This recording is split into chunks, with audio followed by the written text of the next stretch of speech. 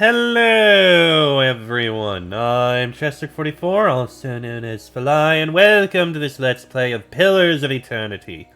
Last episode, we had a little bit of a chat with the Devil of Caroc, trying to find out what we could about her, and yeah, she's a murderer, but her reasons for murdering is because she happened to be present during Cold Morn, and yeah, she was trying to kill people who were part of that whole thing.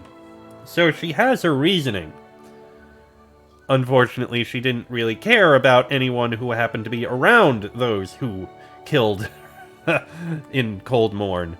So, yeah, burn the house that they lived in and you get the rest of their family too. She didn't care. Anyway, we also did some turning in of things in the village and almost completed a quest here. Apparently, the only other thing that there is here involves her quest, which I did take a quick look just to see what needs to be done for that, and it involves reading other people's souls. So, let's speak to a few named people, see what we can do. Yeah. Also, I have this. Okay, I probably need to be next to people to do it. Okay, I can't even read his thing. We can read the souls of the people in here, the leaders. It's probably not going to give anything, but we'll see. Okay, so if I use it, nope, nothing notable. But we've been busy since we last spoke. Examine her soul. Your awareness settles beneath Renengild's skin. You feel yourself looking through her eyes upon a time-faded memory. You're standing in the inn. The room is stifling, but it's the body heat of so many furious villagers, not the neglected fire pit that's drawn sweat from your pores. Your husband waits by the door about as far as he can get from the assembly. He holds Uldric, whose cheeks are bright as he watches the adults bicker with wide, fearful eyes. You never realized how badly your neighbors stank, but something rank and repulsive rises from them as they pack together in this room. How much did the old snake pay you, Sinahiod? It's Grind, the head fisherman, jabbing a furious finger toward the back of the room. Sinahiod, your erstwhile mayor, squirms in a corner, pinned by the accusing stares of the entire village. Oh, those eyes. They're cruel, porcine eyes, and they're watching Sinahiod with the dumb gluttony of hogs staring at fodder. The only sight that turns your stomach more is Sinahiod himself, trying to wriggle free of his own lies. Maestro Galvino and I came to an agreement. It was for the good of Stalwart. I thought... A woman in the middle of the crowd... Let a killer walk among us? A woman in the middle of the crowd waves her fist. Cries of fierce agreement rise from the others. What began as a collective grumbling is swelling and congealing like storm clouds. You look back at your husband. He's whispering to Uldric, but when you catch his eye, he directs a silent supplication to you. Let's go. A wet smack draws your attention back to the other end of the room. Someone's thrown a potato, and Sinahiod cringes and rubs his jaw. You want to shout at them all for this nonsense and waste, but you know this is about to get worse. Stalwart will have blood, and Galvino in his horror had the sense to flee already. You turn again, and your husband is beckoning you with a swift, chopping motion. But what stops your breath is Uldric. His little eyes are fixed on the churning mob, and you knew ever since you started hearing about those hideous purges that he'd see something like this one day. But it'd have to be so soon. It's what drove that devil woman to madness, and now his little eyes have gotten big enough to swallow the whole scene, and now he's seeing you as a part of it. You want to leave now, but if you do, this is what your boy will remember. Cowardice and madness. About people. About Stalwart. About you. The people around you jostle and bark in their rage. They're dangerous animals, but animals nonetheless. They just need to be led. So you push your way to the end of the room where Sinahiod trembles in a puddle of his own piss. Enough. Your voice boils up from your throat. The others fall silent, watching you. They listen, dumbly trusting as you turn Sinahiod's death sentence into an exile. No one contradicts you when you explain that he's going to march out of this village alone and into whatever miserable hamlet will have him. They silently agree when you explain that their hands are too clean for the likes of him. But there's something else forming behind their eyes. A kernel of trust and dependence. You feel it curdling around you, encasing you like a pearl does sand. You only wanted to spare Sinehiel's life, not volunteer for his job. But you see so much fear simmering just beneath their expressions. Fear at godmen marching through the mountains, at dear Woodens and their purges, at dying the slow and lonely death of a ghost town. And you see their grateful reassurance mirrored in Uldric's expression. Perhaps this place is hopeless, but you realize that you can't leave it any more than you could leave your boy. The only person who isn't looking at you is your husband. He's shaking his head, his eyes on the door. You retreat from Menengild's memory. Vivid though it is, it has nothing to do with Durgan's battery. You got the look of someone with her teeth around a secret. The Devil of Caroc's cold fingers are locked around your arm.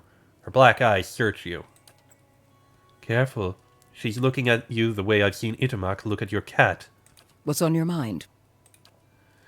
Well, clearly we need to speak with you, Devil. Didn't think there was anything more than lice and hoarfrost to these folk, but you had a look back there. What do you find when you're rooting around like that? You seem rather interested in these villagers all of a sudden. And why is that? Mayhap I'm looking for someone. Woodcutter, by the name of Harmka. This doesn't have anything to do with Cold Morn, does it? It sure does. Her fingers tighten into fists, the metal squealing and rattling. He was one of them. The mob that destroyed Cold Morn. I tracked him to Stalwart years ago, but got caught before I could finish my business. Dark, iridescent whorls appear and fade on her chest plate. Heat ripples from her metal carapace. You want me to help you murder someone? Oh, don't go all soft on me. He's had it coming. A note of cold fury buzzes within her. This man, Harmka. I saw him outside my house the night it burned, staring into the flames the way I seen you stare into souls. Her fists clench and loosen in a series of rapid, random movements. I knew it were a fool's errand trying to hunt down every man and woman that carried a torch into Cold Morn. But She twists her head from side to side and holds up a hand, the delicately engraved palm empty but grasping at something. If I knew I got the one responsible for my kin and my hearth, I might could rest easy. How can you be so sure about this Harmka fellow? I took a good long look that night. Ours was a little place with a yellow door right on the edge of town. He was there. Besides, I asked around when I first got to Stalwart. Townsfolk said that all the woodcutters in town took part in the purge. Point of pride for them. A small plume of heat rises from a seam in her skull. What does this have to do with me? I told you he was part of the mob. I spotted him watching my house when it burned. But when we find him, I want to know if he's the one responsible for my home, my parents, and my brothers and sister. One of her thumbs rubs absently on a scratch on her hand. I never thought I'd have the chance to know for sure. But you could look into his soul and find out. You being a watcher and all. I'll do what I can. Mighty fine of you. Mighty fine indeed. Don't know where he dallies these days, but someone in Stalwart could tell us. People from little villages, they always know. All right. Let's see if we can find anything Any from luck these with people. Durgan's battery? Do you know where I could find Harmka? Probably out in the russet wood, chopping timber. She eyes the Devil of Caroc. The metal abomination has set her claws deep in your flesh.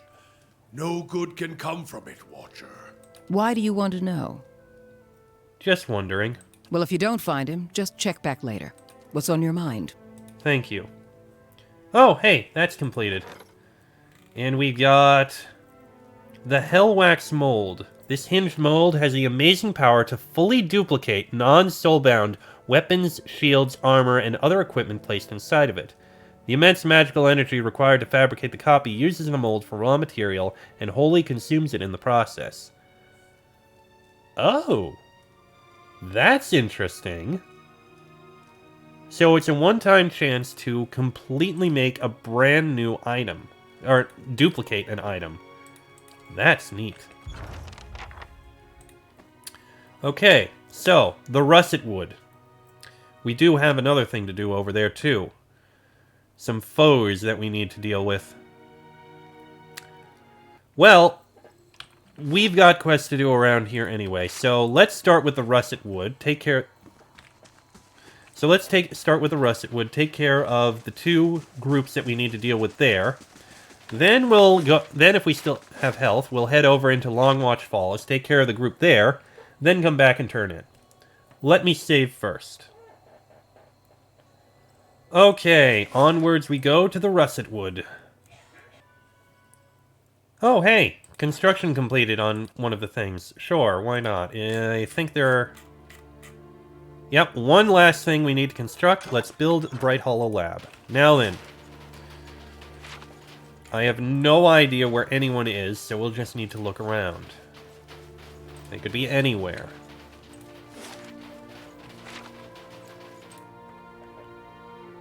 We found the old Dunrids.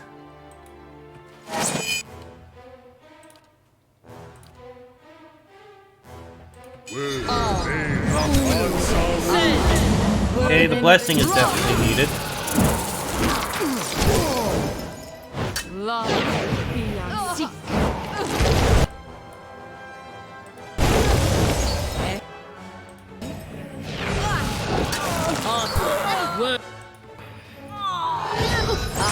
And there's Lane Rick at the back. We've killed everyone else. Now focus on Lane Rick.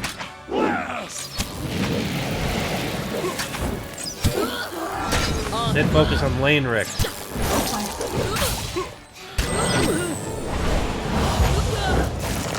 Okay, there we go. That honestly wasn't too bad.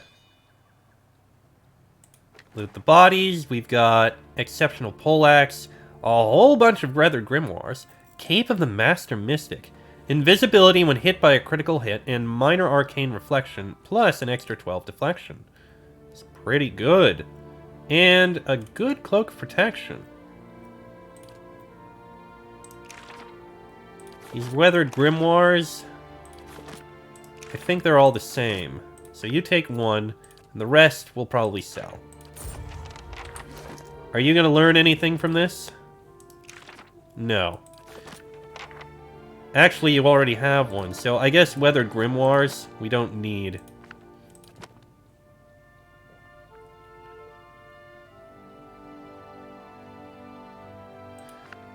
The singed grimoires also, so we'll sell those later. Okay. Mission accomplished. Yeah. Well, that one. And that one wasn't too bad. Now, let's keep looking. See if we can find any hint of the guy we're looking for.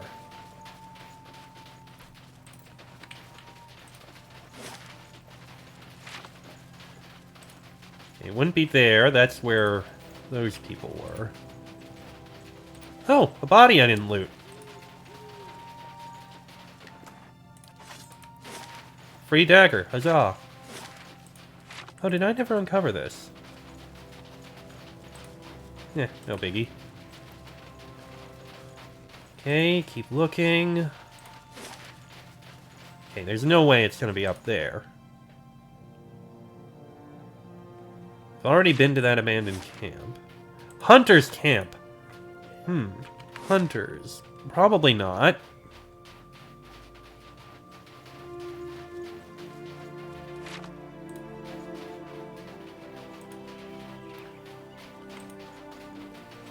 No. Okay, let's keep looking. Must be somewhere.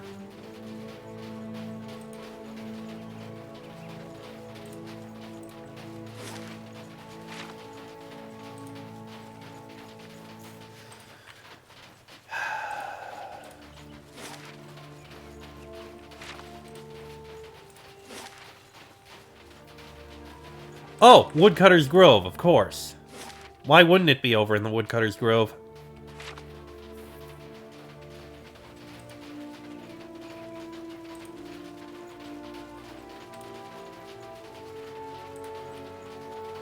Yep, they're here. Okay, let me drop another quick save. Alright, let's see here. It's him. Harmke. I remember that weak chin and those knobbly knees. She stops, staring motionless at the figures among the trees. I've got an arrow ready, for whichever one of them needs it. How goes? The elven man emerges into the clearing and freezes, staring at the Devil of Caroc. For an elf, he's tall and rangy, with a weather-beaten face beneath stringy, greasy hair. The others turn with him, glaring and gaping at the bronze golem. Oroc's shadow. What's that wicked thing doing here? Harmka swallows, a lump bobbing in his neck. Why are you so nervous? It's a killer! Look, we don't want no trouble. Just trying to do our work. Beads of sweat have formed on his forehead despite the chilly air. We'd be much obliged if you'd leave us be. And take that thing with you. He looks at the devil with a mixture of terror and loathing.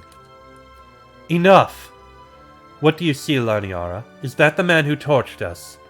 The devil sways on her feet, her whole body moving around the axes of her ankles. Though she's talking to you, her attention, a concentrated spear of essence, is focused on Harmka. Who are you? Just a woodcutter. Ask anyone in Stalwart. They'll tell you. What are you dallying for? See what's written on the bastard's soul! Harmka, do you remember the village of Cold Morn? Everyone does. Let the Raid Sarens into the Deerwood. What's that got to do with anything? I want answers, Laniara. If he don't stop his mewling, so help me, I'll rip them out of his head myself. Let's get this done. She's about to boil over. Read Harmka's soul. He steps away from you, but your awareness reaches through his trembling skin and the feeble resistance of his fear. You see memories. Snow-shrouded forests partitioned by fallen pines and firs. Days measured by the steady swing of your axe. There are other moments, too. Recollections that flare up like a hearth's welcoming fire. There are children, spry and lanky like you, but still full of the rowdy energy of youth. Together you scatter winterbloom petals on a grave. You reach deeper into Harmka's soul. Years roll back. A torch in your left hand bathes your face and shoulder in heat. All around you are other men and women holding other torches, and the mountain air is acrid with the stench of smoke and sweat. Rage billows off of the others. It's been a fever in your blood for days now, exhausting you and invigorating you in equal measure. You're at the edge of that town, Cold Morn. It's hours yet before dawn, but the commotion has started to awaken the village. Candlelight ignites behind frost-crusted windows, and haunted faces peer out at you through the glass. You begin to doubt yourself. Just then a door slams. A villager comes racing through the streets, kicking up snow. With his stark white face and pale hair, he looks almost like a ghost. The line of torchbearers ripples as he gets closer. He picks up speed, but nobody moves toward him. You imagine him breaking through the row, shattering your ranks like the bad dream that brought you all here. You imagine waking up in your bed, the heat from your torch nothing more than the warmth of your wife sleeping next to you. Instead, the villager reaches the row of torchbearers a stone's throw away from you. A woman advances from the line and buries her dagger in his neck. The rest of your fellows shout. Rage, memory, and bloodthirsty triumph boil up in you. You all came with a purpose. You came to bring justice to the traitors of Cold Morn. The next few hours are painted in colors more vivid than life. You put your torch to anything that stands and your sword to anyone who runs. It is as if Magrin herself whispers in your ear and guides your hand. Exhaustion has almost cooled your rage when you spy a house at the edge of town, one of the only buildings that hasn't already burned. It's flanked by knotty spruce trees, and the door is painted yellow. Yellow. The bloom of sunrise. The hue of your son's hair. The color of cowardice. Just then, someone barrels into you from behind.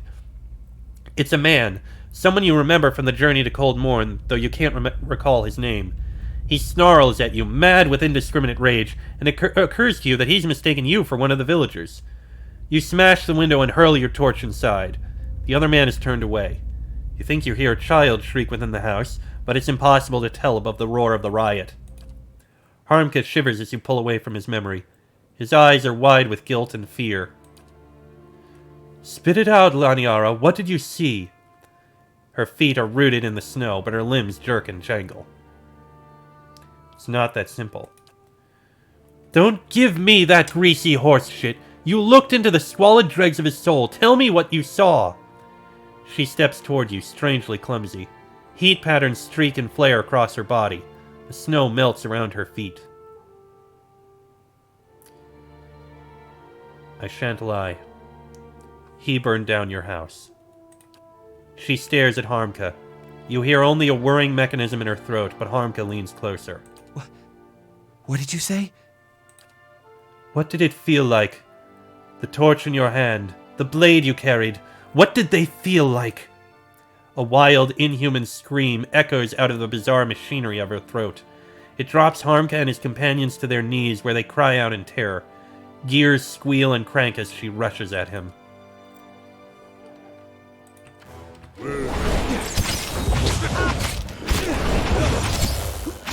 Well, she'll have her correction.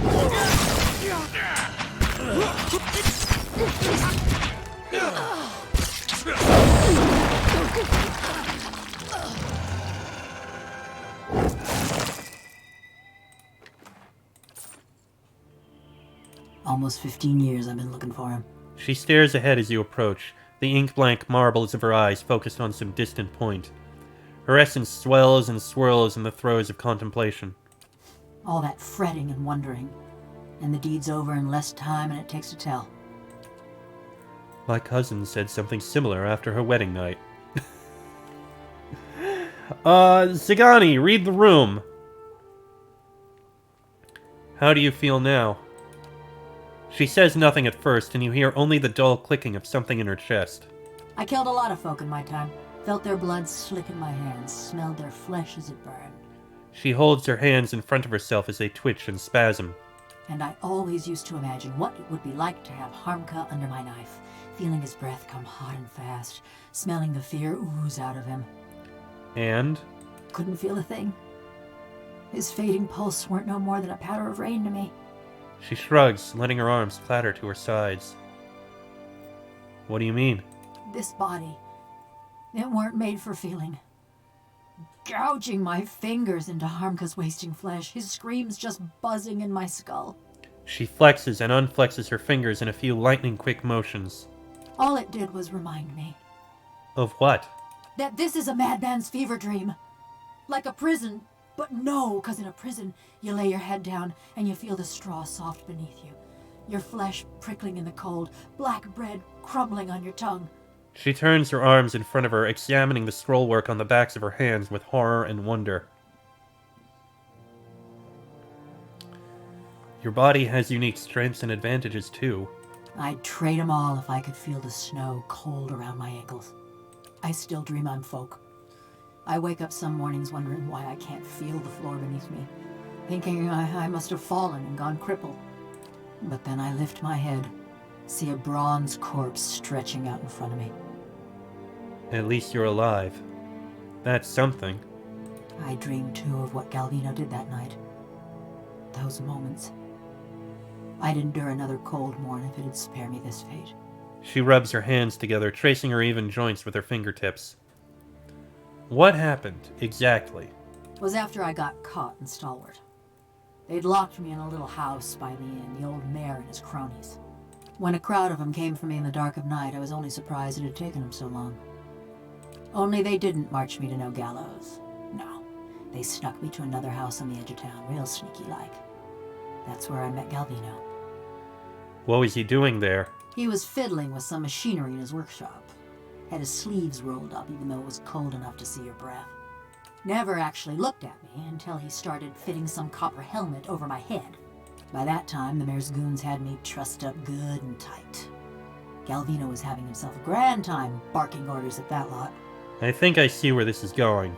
So while Galvino's fastening that helmet over my head and them copper bands around my arms, I'm starting to look at his contraption.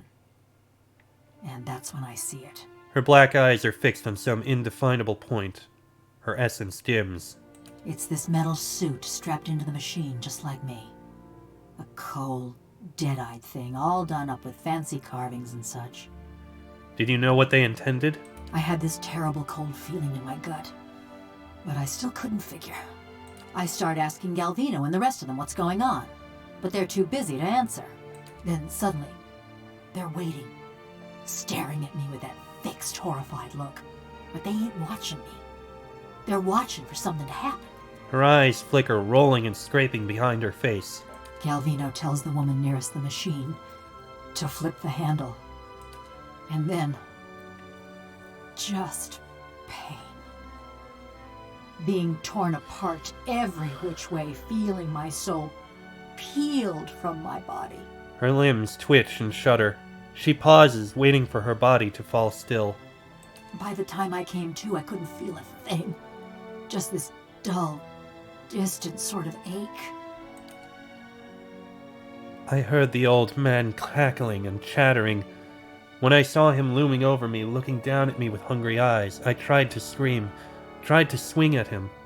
I think that was when I knew. How could anyone put another person through something so terrible? I reckon I'm the wrong person for that sort of question. But if it cools your conscience, Galvino didn't get off easy. The rest of Stalwart didn't take kindly to having a killer in their midst, nor to seeing their mayor and the Ornery Valians strike a secret deal. They drove Galvino out, destroyed a fortune in machinery, and wrote a letter to the Academy in Salona, ruining what was left of his name. Still, he's lucky he didn't get a pelting. The old mayor fled too, and Stalwart's been as snug and cheery as ever. Now that we've dealt with Harmco, why have you stuck around? You're better company than Galvino. She says it in an offhand teasing fashion, but she looks away from you, fidgeting with a rivet. Been a while since I were out in the world. Guess I'm keen on seeing more of it. Even if I'm stuck with a bleeding heart. Anyways, I've been wondering about that fortress. Durgan's battery? What about it? She's quiet, fixated on her squeaking joint. Near everyone thinks it'll have just the thing they need. She ticks a list off on her clicking fingers. Those villagers wanted to fix up their brook downtown. Galvino always thought it carried some great secret of Animanson. And all them adventurers came looking for fancy gear. And what were you hoping to find? I don't know. Something to help me feel. Or forget. Effigy's eyes, maybe just something new.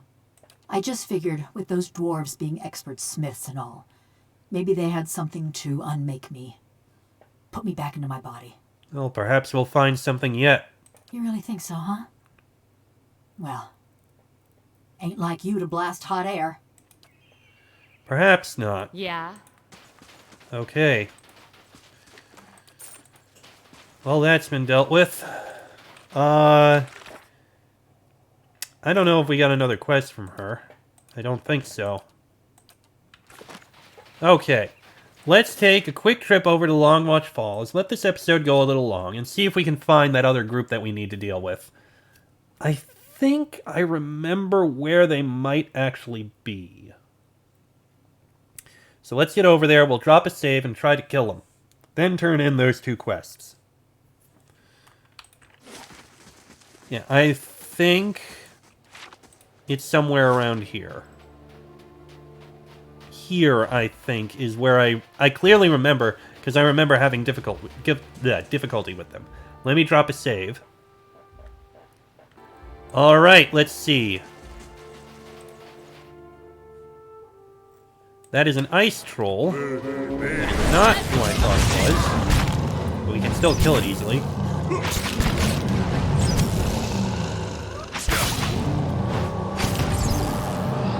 Okay, ice troll easily killed. Now, that is not an ice troll, that is a frost ooze. And another one. Okay, that's more ice trolls. Okay, maybe the ones I'm thinking of are actually across the bridge. That may be the case.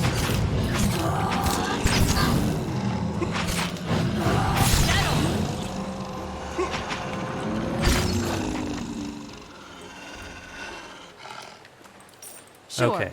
Yeah, I think they're actually across the bridge here. So I do clearly remember them being around here.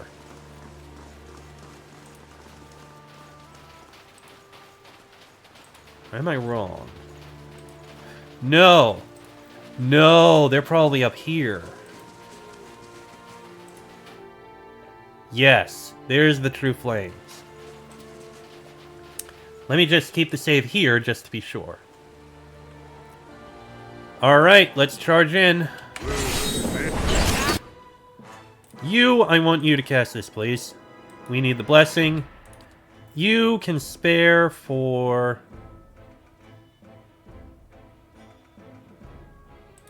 You know what? Sure.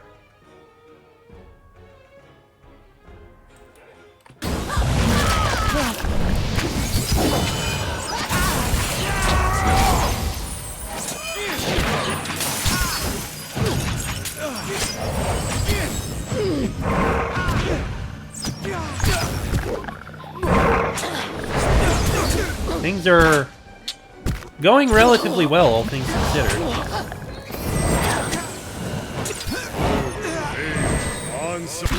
Finish off that druid. And there we go. Oh, wait. True Flame Adragon. Got him. Alright. That was a little easier than I expected, but we got him. Some fine gear, got the head. And a load of loot. No problem. Those who woke the stars added. Constelled cloak and a major item. Okay. We can go ahead and once again send you. Now, let's go turn in this quest. Back to Stalwart. Alright, nice easy run to get to where we need to be.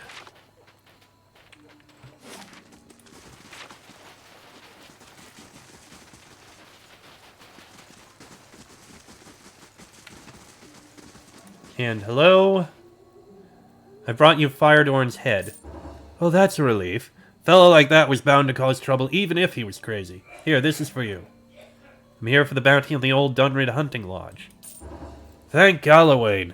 And you, of course. I'll be honest, I'd worried those fools were going to end up here and burn down the rest of the village. He gives you a purse that's full almost to the point of bursting. Afraid I don't have any more bounties. Oh, thank you very much. And with that, I'm going to go ahead and end this episode here. Next episode... Oh, we completed that. And we get Constellated Cloak. We get Dimensional Shift once a rest and 12 Reflex. Not bad. Okay. And with that, I'm going to end this episode here. Next episode, we'll see if we can find what